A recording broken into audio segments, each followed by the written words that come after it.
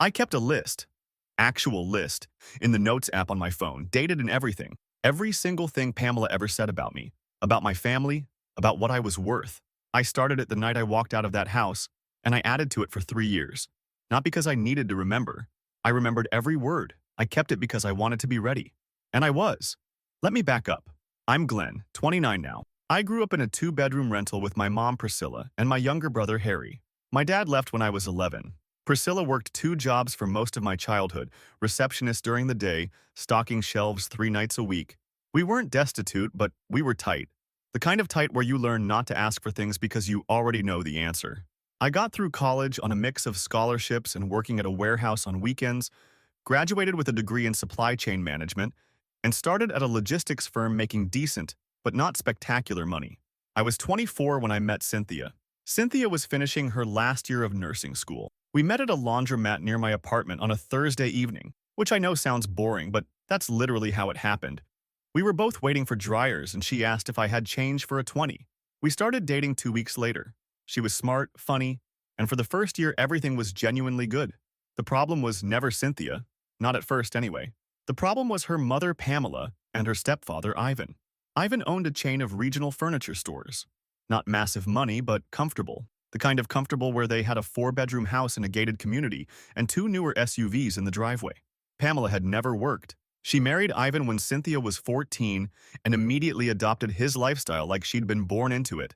The thing about Pamela, and I figured this out slowly over about 8 months of dinners and holidays, was that she measured every single person by what they could provide materially. Every conversation circled back to what things cost, who drove what, where people vacationed. She'd ask me questions that sounded casual but were clearly evaluations, like what part of town my apartment was in, or whether I was renting or buying, or what my 5-year plan looked like financially. I answered honestly because I had nothing to hide. I told her I was renting a 1-bedroom, driving a 2015 Mazda 3 I'd bought used, and that my 5-year plan was to keep advancing at my job and eventually get into operations management. Pamela would just nod with this expression that made it obvious she was filing everything away. Ivan was different. Ivan mostly ignored me. He'd shake my hand, ask about work in the most generic way possible, and then disappear into his den to watch sports. I think Ivan genuinely didn't care about me one way or another. I was background noise to him, and honestly, that was fine. The dinner happened 18 months into my relationship with Cynthia. It was a Saturday in March at their house. Pamela had been making comments for months, little ones, asking Cynthia if she'd looked into dating apps because she deserved someone who could give her options, or telling her at Thanksgiving that her cousin had just gotten engaged to a dental surgeon and wasn't that wonderful. Cynthia would laugh these off or change the subject, and I let it slide because I genuinely thought Pamela was just being a difficult mother-in-law type and that Cynthia and I were solid enough to handle it. That Saturday, Pamela brought it up directly over dinner. She told Cynthia, right in front of me, that she'd been thinking about Cynthia's future, and she didn't see how someone in my position could provide the kind of life Cynthia was used to. She said she wasn't trying to be cruel, but she'd rather be honest now than watch her daughter struggle later. She said the word struggle like it was a disease. Yvonne sat there eating his steak and said nothing. And Cynthia, my girlfriend, the woman I'd been with for a year and a half, the woman I was genuinely considering a future with, she just sat there. She didn't defend me. She didn't push back. She didn't even look at me. She stared at her plate and let her mother talk about me like I was a failed investment she was advising her daughter to dump. I sat through about 45 more seconds of Pamela explaining how she and Ivan could introduce Cynthia to some of Ivan's business associates' sons, men with real trajectory, and then I put my fork down, wiped my mouth, told them thank you for dinner, and walked out. Cynthia followed me to the driveway and told me her mom didn't mean it like that she was just protective. I told her that protective would have been pulling me aside privately, that what her mother did was humiliate me at a dinner table, and what Cynthia did was let it happen. She started crying and said I was overreacting and that I needed to understand her family dynamic. I understood it perfectly. I told her we were done, got in my Mazda, and drove home. She called me 14 times that night. I didn't answer. Now here's the part most people don't get about what happened next. Everyone assumes I moved on. I didn't. I spent the next 3 years building, and I was building with a purpose. I got promoted twice. I moved into operations management like I'd planned. I started a side consulting gig, helping smaller firms optimize their shipping processes, and within 2 years that side gig was bringing in more than my salary. I bought a house, a real one, 3 bedrooms, good neighborhood. I did all of this partly because I was driven and partly because every single time I felt like slowing down, I'd open that list on my phone and read what Pamela said about me. I also kept tabs, not in a stalker way, but through mutual contacts. My buddy Ivan, different Ivan, worked in medical equipment sales and knew people who worked at the same hospital system as Cynthia. So I heard things. I heard that Cynthia had dated a guy from Ivan's country club circle for about a year and it ended badly. I heard that Ivan's furniture stores had been struggling since a big competitor opened 3 locations in the area. I heard that Pamela and Ivan's marriage was getting rocky because money was getting tighter and Pamela didn't know how to live any other way. And I waited. 3 weeks ago, I got a message on Instagram from Cynthia.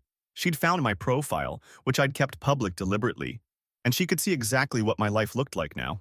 She sent me a long message saying she'd been thinking about me, that she'd made a huge mistake, that she regretted not standing up for me, and that she wanted to talk. She asked if we could meet somewhere. I read it, and for the first time in 3 years, I smiled the same way I smiled at that dinner table, because I'd been waiting for exactly this. Okay, so I gotta be real with y'all right now. I am torn. Because on one hand, Glenn walking out of that dinner with his dignity intact at 24 years old, not screaming, not flipping the table, just fork down, napkin, thank you, goodbye. That is a level of composure that most grown adults never reach. That's a man who understood his worth before his bank account reflected it. And Pamela saying struggle like she was diagnosing a terminal illness. That tells you everything about this woman. She didn't marry into money. She married into an identity. And she's been cosplaying as generational wealth ever since. She's a receptionist's paycheck away from being Priscilla. And she knows it. And that is why she went so hard on Glenn. People who are actually secure in their wealth don't interrogate their daughter's boyfriend about his 5-year plan over appetizers. That's audition behavior. That's someone who is terrified that proximity to struggle will expose what they actually are. But here's where I start getting uncomfortable. Glenn keeping that list for 3 years, keeping his Instagram public deliberately, waiting. That's not healing. That's marinating. There's a version of this story where Glenn builds himself up, gets the house, gets the career, and the revenge is the life. You don't even need the confrontation. You already won. But Glenn doesn't want to win. Glenn wants them to know he won. And that's a different thing. That's not closure, that's a performance. And I say that with love because I get it. I understand that kind of anger, where someone makes you feel small and you want to grow so big that your shadow covers their whole house. But 3 years of building a case file on your ex's mom? We're entering territory where the revenge might cost more than the injury. And that smile at the end. I smiled the same way I smiled at that dinner table. Bro, that is cold. That's not a man who moved on. That's a man who built a trebuchet and has been waiting for the castle to lower the drawbridge. I'm nervous for the next part. Update 1. Alright, a lot of you wanted to know what happened next, so here it is. And yeah, some of you called it in the comments, but I promise you didn't see all of this coming. So Cynthia messaged me on Instagram 3 weeks ago. I didn't respond for 4 days. Not because I was unsure, but because I wanted her to sit with it. I wanted her checking her phone, wondering if I'd even seen it, refreshing my profile, looking at my posts in my house and my life, and knowing she gave all of that up because she couldn't open her mouth at a dinner table. 4 days. Then I replied, kept it short, told her, sure. I'd be open to grabbing a bite and catching up. I suggested a Thai place near my neighborhood because I wanted her to come to me, to drive through my area, to see the houses, the neighborhood, to understand geographically what she was looking at. She agreed immediately. We met on a Wednesday evening. She looked good, I'll give her that, but there was something different about her. Less put together, more tired. She showed up in scrubs, said she'd come straight from a 12-hour shift at the hospital. We ordered food, and she spent the first 20 minutes doing this slow, careful recap of the last 3 years. She told me about the guy from Ivan's circle she'd dated. Some guy named Derek who apparently treated her terribly, very controlling, very obsessed with appearances, basically a younger version of what Ivan pretended to be. She said that relationship made her realize what she'd lost with me. She told me she'd tried to reach out a year ago but talked herself out of it because she was ashamed. And I sat there and I listened. I asked questions. I was warm. I was engaged. Because here's what none of them understood about me yet. I wasn't doing this to reconnect. I was doing this to get information and get close enough to make what came next actually hurt. Cynthia told me something during that dinner that confirmed what I'd been hearing through the grapevine. Ivan's furniture stores were in serious trouble. 2 of the 4 locations had already closed. The big competitor hadn't just taken market share. They'd also poached Ivan's best sales manager and 3 of his warehouse guys. Ivan had taken out a second mortgage on the house to try to keep the remaining stores afloat. And Pamela was, according to Cynthia, absolutely losing her mind because for the first time in their marriage, she was being told they needed to cut back. Cynthia said Pamela had started arguments with Ivan almost nightly about money, about the house, about the lifestyle she felt entitled to. Here's where it gets interesting.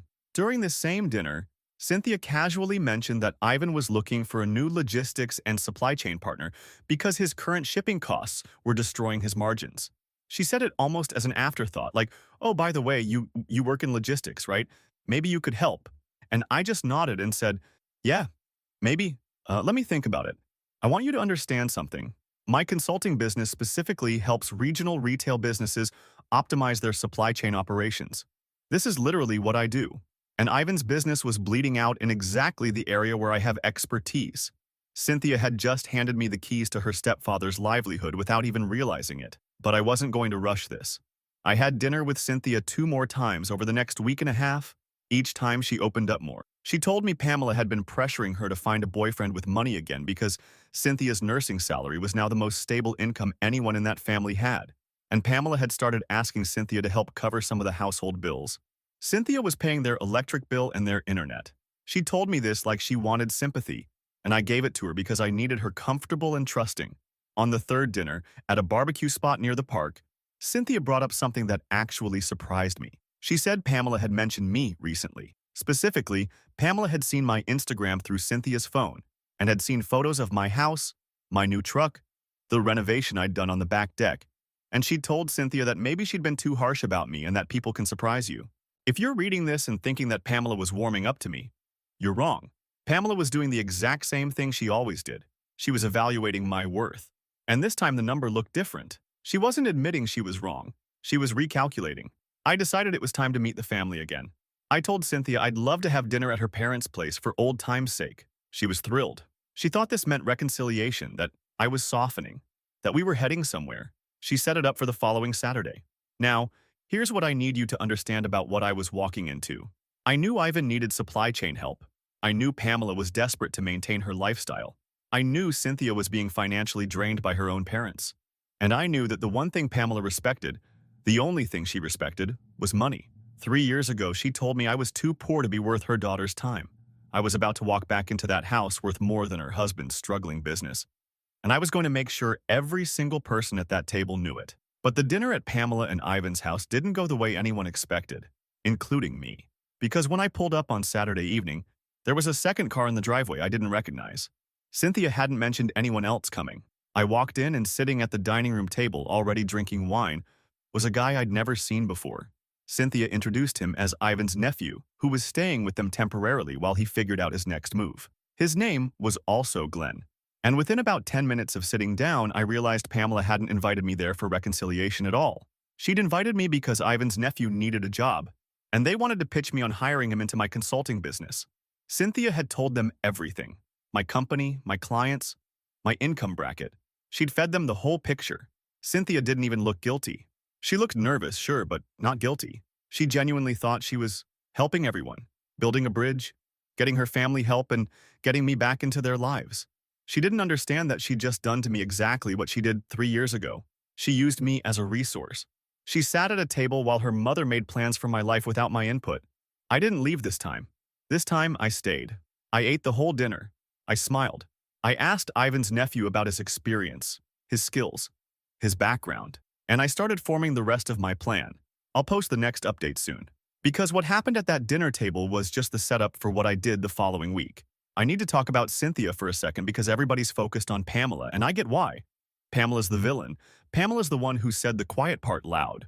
But Cynthia is the more interesting character to me because Cynthia keeps doing the same thing over and over, and she doesn't even see it. She sat silently while her mother dismantled Glenn's dignity 3 years ago. And now she's handing her mother the full financial breakdown of Glenn's life on a silver platter. His clients, his income, his business. And she thinks she's being a bridge builder. She's not malicious. She's something almost worse. She is a person who has been so thoroughly trained by her mother to view relationships as transactions that she does it instinctively and calls it love. She fed Glenn to Pamela in the original dinner by saying nothing. She's feeding him again now by saying everything. She's a conveyor belt between Glenn and her mother. and she genuinely believes she's a bridge. And Pamela, people can surprise you. 5 words that tell you this woman has learned absolutely nothing. She didn't say, I was wrong about him. She didn't say, I judged him unfairly. She said people can surprise you, like Glenn is a stock that outperformed expectations. She is still running the same spreadsheet. The formula didn't change, just the inputs. 3 years ago, Glenn was a bad investment. Now he's a growth opportunity. Pamela doesn't have relationships, she has a portfolio. But I gotta also keep it 100 with Glenn here. He is enjoying this. He's choosing the Thai place near his neighborhood, so she drives through his area. He's counting the 4 days he waited to respond. He's taking notes on Cynthia's emotional vulnerability so he can use it strategically. He told us himself, I gave her sympathy because I needed her comfortable and trusting. That's not justice, that's manipulation with a backstory. And yeah, Pamela did it first. And yeah, Cynthia enabled it, but Glenn is becoming the thing that hurt him. He's becoming a person who measures what people are worth to him and extracts accordingly. He's becoming Pamela. And the scariest part is he's so locked into the mission that he can't see it. Update 2. Alright guys, strap in. Some of you in the comments were telling me to just walk away and live my best life. I respect that. But I didn't spend 3 years building myself up just to shrug and move on. Pamela decided I was nothing at that dinner table. Cynthia let it happen. And now they were still trying to use me. So no, I wasn't walking away. I was walking deeper in. After the Saturday dinner where I met Ivan's nephew, I spent a few days doing what I do professionally, research. I pulled publicly available data on Ivan's remaining 2 stores. Revenue trends, competitor positioning, commercial lease rates. What I found confirmed everything. Ivan was hemorrhaging money, high lease rates, inefficient shipping through a premium carrier, zero online sales strategy. His business was maybe 18 months from total collapse without a major overhaul. Here's the move. I reached out to Ivan directly, got his number from Cynthia's phone when she went to the restroom during our last dinner, scrolled to favorites, memorized it, texted him Monday, told him I'd enjoyed dinner, said I'd been thinking about his situation professionally. Ivan responded within an hour. We met at his flagship store Wednesday afternoon. 3 years ago, this man couldn't make eye contact with me. Now he was walking me through his warehouse, showing me inventory systems, pulling up shipping invoices, handing me the complete picture of his operation because he was desperate and I was the expert. He talked for 2 hours about the competitor destroying his market, landlords refusing to renegotiate, staff layoffs. He never once mentioned Pamela. Not once. This was a man carrying a collapsing business while going home nightly to a wife, making that collapse about her lifestyle. I told Ivan I could put together a consulting proposal, full supply chain audit, carrier renegotiation, operational restructuring. I quoted my standard rate, about $14,000 for the complete engagement. He looked stunned, asked about a friends and family discount. I told him I'd think about it. What Yvonne didn't know was that I had no intention of consulting for him. What I wanted was what I'd already gotten, a complete view of his business vulnerabilities from publicly available information I'd now confirmed firsthand. One of my 6 active consulting clients was a mid-size furniture retailer 40 minutes from Ivan's territory who'd been asking me about expansion for months. Aggressive growth mindset, looking at exactly the markets Ivan was losing. I sat down with him Friday and presented the regional market analysis, all publicly available competitive data, demographics, shipping routes I already knew from working the region. Nothing proprietary from Ivan's files. My client decided to accelerate expansion. He wanted a location within 15 minutes of Ivan's flagship, asked me to handle the full supply chain setup. I agreed. Meanwhile, Cynthia was texting me constantly, sending photos from work, treating us like we were back together. I kept responding because I needed her comfortable in sharing. During one exchange, she told me something that changed the whole picture. Pamela had been pressuring Ivan to put Cynthia's name on the house deed, not for Cynthia's benefit. Ivan's credit was tanking, and Pamela was terrified the bank would come for the house if the business collapsed. She wanted Cynthia's clean credit and nursing income on the deed as a shield. Let me say that again. Pamela, who told me I was too poor to marry her daughter, was now trying to use that daughter's financial stability to protect a house her husband could no longer afford. The woman who measured people by their bank accounts was now financially dependent on the daughter she'd tried to steer toward richer men. I told Cynthia that putting her name on a deed attached to a property with a second mortgage while Ivan's business was failing was a terrible idea, and she should consult a real estate attorney first. This was genuine advice. Whatever I had planned for Pamela and Ivan, I didn't want Cynthia wrecking her own credit. She thanked me and said she'd think about it. Then she told me Pamela wanted to have me over for dinner again. Pamela specifically wanted to see me, and I knew exactly why. Pamela had looked at my Instagram, heard about my business from Cynthia, seen the house and the truck, and she'd done what Pamela always does. She recalculated. I went from too poor to be worth her daughter's time to potentially useful enough to rescue her lifestyle. She was going to sit across from me and smile and pretend that dinner 3 years ago never happened. She had no idea that dinner was the only thing I was going to make sure anyone talked about. All right, so Glenn says he only used publicly available data and nothing proprietary from Ivan's files. And maybe legally, that's true. Maybe he covers himself on paper. But let's not pretend there's no ethical line being danced on here. He went into that man's warehouse. He sat there for 2 hours while Ivan, desperate and trusting, walked him through everything. He offered a consulting proposal he never intended to deliver. And then he took the competitive landscape knowledge, which yes, he may have already had, and accelerated a timeline that he knows will help bury Ivan's business. He's technically clean the same way a lawyer who finds a loophole is technically clean. The letter of the law is intact, but the spirit of it is in a ditch somewhere off the highway. And here's what's been eating at me this whole story. Glenn keeps framing this as Pamela's karma. Pamela judged him. Pamela measured people by money. Pamela extracted value. Cool. But Ivan's crime was being passive and eating steak? Ivan ignored Glenn, yeah, but Ivan didn't deliver the speech. Ivan didn't orchestrate the humiliation. Ivan's a guy who built furniture stores from scratch and is now watching them collapse while his wife screams at him nightly about maintaining a lifestyle she never earned. And Glenn is actively helping accelerate that collapse. Ivan is collateral damage in a war between Glenn and Pamela, and Glenn doesn't seem to lose a single second of sleep over it. But I'll say this, the deed thing is wild. Pamela trying to shield her house by strapping her daughter's financial future to a sinking ship is maybe the most revealing thing in this entire story. This woman spent years telling Cynthia to find a man who could provide, and now she's the one who needs Cynthia to provide. And she doesn't see the irony. She can't see the irony because Pamela has never operated on principle. She operates on need. When she needed Cynthia to marry rich, that was the principle. Now she needs Cynthia's credit score, so that's the principle. Pamela doesn't have values. She has situations. And Glenn telling Cynthia not to sign the deed, that one moment of real, genuine, no-angle advice, is the part of this story that actually makes me sad. Because it proves the Glenn from the laundromat is still in there somewhere. The guy who would just be honest and look out for someone. But he's buried under 3 years of scoreboard watching and revenge architecture, and I don't think even Glenn knows which version of himself is driving anymore. Final update. This is the last one. And yeah, it's the one I've been waiting to write. I went to that dinner at Pamela and Ivan's house on a Saturday. Drove my truck, parked it right in the driveway next to Ivan's SUV that I now knew had a lien on it. Walked in with a bottle of wine that cost more than the one Pamela served at the dinner, where she told me I wasn't good enough. Petty? Absolutely. But I wanted every detail of this evening to remind them of that night 3 years ago. Pamela greeted me like I was a long-lost family member. She complimented my shirt, asked about my house renovation, said she'd seen the photos and it looked beautiful. Every word out of her mouth was an audition. She needed me to like her now because she'd figured out I had value, and Pamela only operates in one mode. Attach yourself to value and extract from it. Ivan was quieter, but he kept bringing up the consulting proposal, asking if I'd had time to think about the pricing. His nephew, the other Glenn, was there too, hovering around asking me questions about my business, clearly coached by Pamela to make a good impression. We sat down for dinner. Pamela had made pot roast. Same dish she made 3 years ago. I don't think she even remembered that, but I did. Every detail. Halfway through the meal, Pamela started steering the conversation exactly where I knew she would. She mentioned how families should support each other during hard times. She talked about how Ivan's business just needed the right partnership to turn around.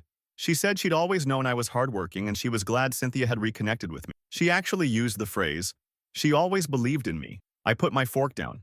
Same way I did 3 years ago. And I looked right at Pamela and asked her if she remembered the last time we all sat at this table together.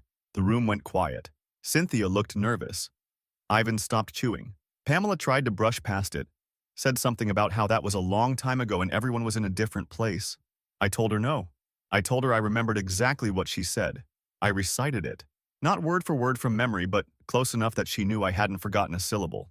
I told her she sat right there in that same chair and told her daughter I was too poor, that I couldn't provide, that Cynthia deserved someone with real trajectory. I told her Cynthia sat where she's sitting right now and said nothing.